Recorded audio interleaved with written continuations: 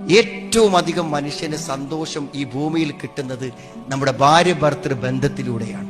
എല്ലാ നിലക്കും രണ്ടു കാര്യങ്ങൾ ഭാര്യ ഭർത്തൃ ബന്ധത്തിൽ ആസ്വാദകരമായിട്ടുണ്ട്. ഒന്ന് സെക്സ് ആണ്, ലൈംഗികത. അതാർക്കും പറഞ്ഞു കൊടുക്കേണ്ട കാര്യമില്ല.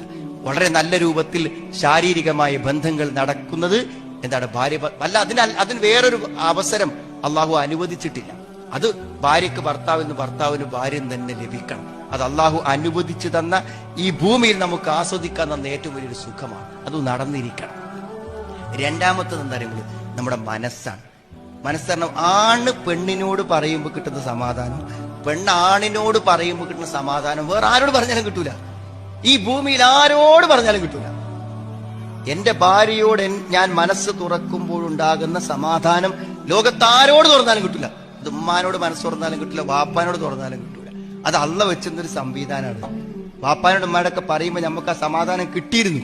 അതൊരു വിവാഹം വരെ കിട്ടും.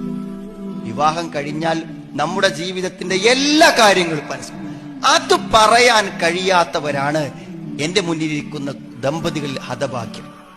ഭർത്താവും ഭാര്യയും തമ്മിൽ ഒന്നിങ്ങനെ മനസ്സ് തുറന്ന് സംസാരിക്കാൻ സാധിക്കാത്തവർ. അതിപ്പോ ഈ പുതിയതായി കല്യാണം കഴിഞ്ഞവർക്കും പറ്റണില്ല, കുറച്ചു കാലം ജീവിച്ചവർക്കും പറ്റണില്ല.